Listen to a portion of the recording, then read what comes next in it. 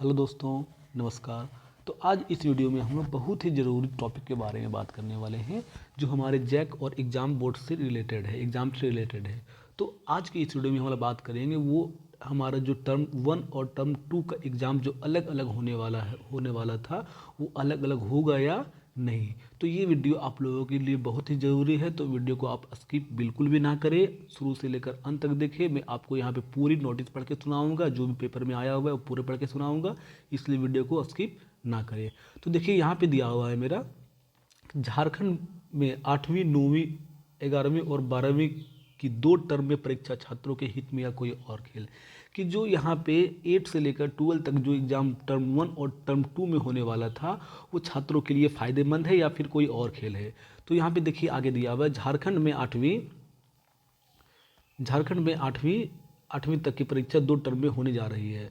कि झारखंड में जो 8वीं से 12वीं तक की परीक्षा जो है वो 2 टर्म में होने जा रही है। ये तुमको लोगों को पता है कि एग्ज़ाम होगा वो टर्म 1 में होगा, एक टर्म 2 होगा। इसी तरीके से हम लोग तैयारी भी कर रहे थे। तो यह छात्र के हित में या फिर कुछ और, तो ये छात्रों के लिए अच्छा है या छात्रों के लिए नुकसान है। तो कोई भी जाहिर सी बात है, ये बात को ही बता सकते हैं कि जब सिलेबस को छोटा कर दिया जाता है तो पढ़ने में ईजी होता है, उसको ज़्यादा बोझ लेना नहीं पड़ता है। तो ये बिल्कुल ही छात्रों के हित में होगा। दावा किया जा रहा है कि 2 टर्म में परीक्षा देने से परीक्षार्थी की बोझ कम होगा। और ये भी दावा किया जाता है कि जब 2 टर्म में एग्ज़ाम लिया जाता है तो जो एग्ज़ाम देने वाले बच्चे होते हैं उनके उसके सिर से जो बोझ होता है वो कम हो जाता है, क्योंकि जब एक ही चीज़ को 2 बार में बांट दिया जाता है और वो एक एक करके दिया जाता है तो इसको पढ़ने में आराम होता है और एग्ज़ाम देने में भी आसान होता है और रिजल्ट भी जो है वो बेहतर आता है। तो ये बिल्कुल भी छात्र के हित में है। तो दोस्तों आज आगे बढ़ते देखिए क्या यहाँ पे, झारखंड में 8वीं से 12वीं तक की परीक्षा 2 टर्म में होने जा रही है। यह छात्रों के हित में है या फिर कुछ और। दावा किया जा रहा है कि 2 टर्म में परीक्षा देने से परीक्षार्थियों का बोझ कम होगा और एक बार में आधे सिलेबस का आसानी से वे परीक्षा दे सकेंगे। और ये दावा किया जा रहा है कि जब बच्चे लोग 2 टर्म में परीक्षा देंगे तो उसके सिर से बोझ कम होगा, क्योंकि सिलेबस को जब आधा आधा बांट दिया जाएगा तो उसको कम याद करना पड़ेगा, एक बार में कम याद करना पड़ेगा, दूसरे बार में फिर कम याद करना पड़ेगा। इस तरह से वो पूरे साल का बोझ को एक बार में एग्जाम नहीं देंगे, जिससे उसका सिलेबस भी छोटा हो जाकर वो आसानी से तैयारी कर सकेंगे। तो ये तो बिल्कुल भी छात्रों के हित में हो रहा है। लेकिन 2 टर्म में परीक्षा होने से सरकार के खर्च दोगुने होगा। बट यहाँ पे ये भी दावा किया जा रहा है कि अगर 2 टर्म में परीक्षा लिया जाएगा तो सरकार का जो खर्च है वो भी दोगुना हो जाएगा, क्योंकि उसके लिए उसको हर एक बार परीक्षा सेंटर को, जो एग्ज़ाम सेंटर को बनाना पड़ता है, हर एक टीचर को एग्ज़ाम के लिए तैयारी करवाना पड़ता है, पेपर को बनवाना पड़ता है, हर चीज़ जो है वो दोगुनी खर्चा होना शुरू हो जाता है। इससे कमीशन का खेल भी बढ़ेगा, आठवीं से 12वीं में करीब 18 लाख छात्र पढ़ते हैं। और दोस्तों यहाँ पे देख सकते हैं कि 8 क्लास से लेकर 12 क्लास तक 1-2 लाख छात्र नहीं, कंप्लीट 18 लाख छात्र छात्राएं पढ़ते हैं। 2 टर्म की परीक्षा के लिए प्रश्न और उपयुक्तियाँ दोगुनी करनी होगी। और जब 2 टर्म में परीक्षा होगा तब वही पेपर दोगुना लगेगा, हर एक चीज़ दोगुना लगेगा, तो इससे खर्च बहुत ज़्यादा बढ़ जाता है। मूल्यांकन में शिक्षकों को 2 बार लगना होगा। और जो मूल्यांकन के लिए मीन्स उसका एडमिशन के लिए शिक्षकों को 2 बार लगना होगा, क्योंकि जब इसका टर्म 1 का हो जाता है तो वो टर्म 2 के लिए एडमिशन करवाते हैं। इस तरह से करना पड़ता है। परीक्षा केंद्र बनाने होंगे, उसको एग्ज़ाम सेंटर बनाने होंगे, सुरक्षा के इंतजाम करने होंगे, सुरक्षा जो वहाँ पे सुरक्षा दिया जाता है उसके लिए 2 बार इंतजाम करने होंगे। इससे खर्च बढ़ेगा और ये सबसे कम्प्लीटली तरीके से खर्च बढ़ेगा। जो खर्च एक परीक्षा में होता है वह खर्च 2 परीक्षा में होगा। और जो अगर इसको एक परीक्षा में लगाया जाए तो एक परीक्षा में उतना ही खर्च में दोनों एग्ज़ाम हो जाएगा, बट यहाँ पे 2 एग्ज़ाम कराया जाएगा तो वही खर्च डबल हो जाएगा। तो दोस्तों यहाँ पे पढ़ाई के बारे में आ गया है तो इन लोगों को खर्चे के बारे में दिख रहा है, बट यहाँ पे उसको ये नहीं दिखता है कि जब हमारे मुख्यमंत्री जी 1,90,00,000 का जब गाड़ी निकालते हैं उस समय इसको खर्च का पता नहीं चलता है। बट यहाँ पे जब पढ़ाई के बारे में यहाँ आ गया तो इसको खर्च के बारे में सोचने लगा है। तो दोस्तों ये है हमारा झारखंड, यहाँ कुछ भी हो सकता है। तो आप लोग अपना राय दें, क्या परीक्षा 1 टर्म में होना चाहिए या 2 टर्म में होना चाहिए। बता दें कि झारखंड एकेडमिक काउंसिल ने CBSE की तर्ज पर 2 टर्म की परीक्षा लेने का मॉडल अपनाया था और हम लोगों को पता है कि जब भी एग्ज़ाम हो रहा था इससे पहले तो हम लोगों को मॉडल सेट आता था, मॉडल पेपर आता था, और जिस तरह सीबीएसई में आता था उसी तरह जैक ने भी अपनाया था। 2021 में इसका निर्णय हुआ, और इसका जो निर्णय हुआ 2021 में हुआ। तारीख की तय की गई, इसका डेट जो है वो लिया गया, लेकिन परीक्षा नहीं हो सकी, और परीक्षा नहीं हो सकी। दोनों टर्म की परीक्षा 2022 में एक साथ ली गई।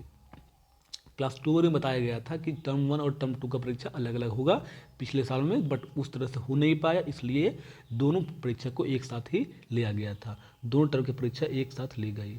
मैट्रिक इंटरमीडिएट के साथ साथ 8वीं 9वीं 11वीं इसे लागू किया गया, और इसको जो 12 से नीचे है उन लोगों के लिए लागू किया गया। उन लोगों के लिए टर्म 1 और टर्म 2 का एग्जाम अलग अलग लिया गया।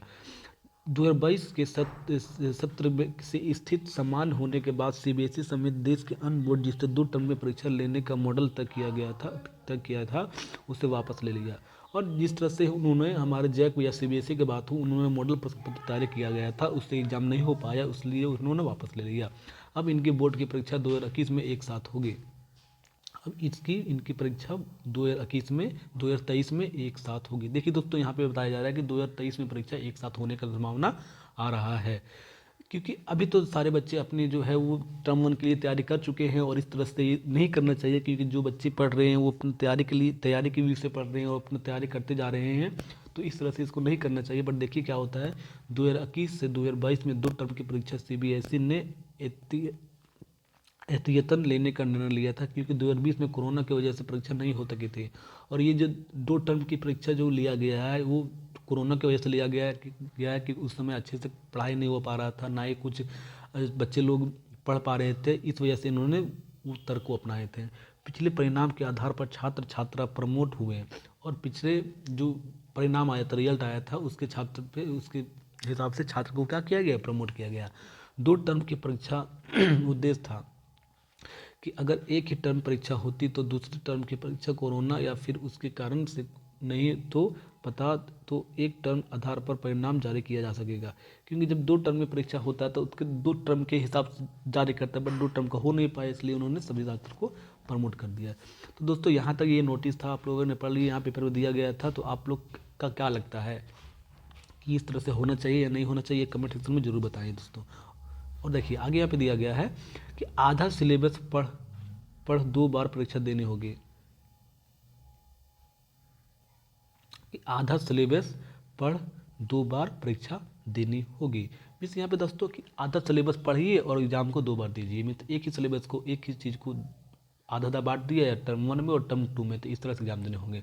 परीक्षार्थियों में परीक्षा का दबाव कम होगा, और जो स्टूडेंट होगा उन लोगों के ऊपर एग्ज़ाम का जो दबाव जो होगा वो क्या होगा, कम होगा, क्योंकि एक बार में कम चीज़ याद करना होगा। साल भर का सिलेबस और 6 महीने का सिलेबस में डिफरेंस आ जाता है, क्योंकि वही चीज़ को तो आपको साल भर याद रखना पड़ेगा, और टर्म वाइज कर देगा तो वही चीज़ को आप बस 6 महीना में याद रखना ख़त्म कर देना होगा।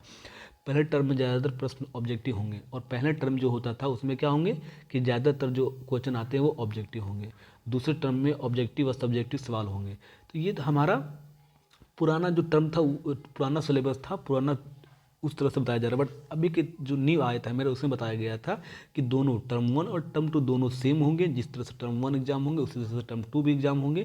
तो ये बिल्कुल भी गलत है यहाँ पे, क्योंकि हम लोगों को पता था कि जो नोटिस आया था, जो सिलेबस का जो नया आया था, उसमें देखे थे कि अगर 20 MCQ है और टर्म 1 में तो 22 MCQ टर्म 2 में भी होगा। 18 अक्टूबर को राजभवन में समक्ष देंगे धरना।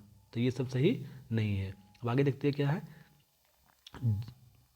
जैक के खर्च की नहीं होती ऑडिट। झारखंड में एकेडमिक काउंसिल के खर्च ऑडिट नहीं होते। जैक को राशि मिलने, यदि ये इतना बड़ा नहीं है, बट देखते हैं क्या है।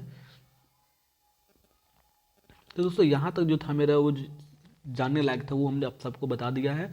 तो आप लोगों का क्या राय है कि जरूर बताएं कमेंट सेक्शन में।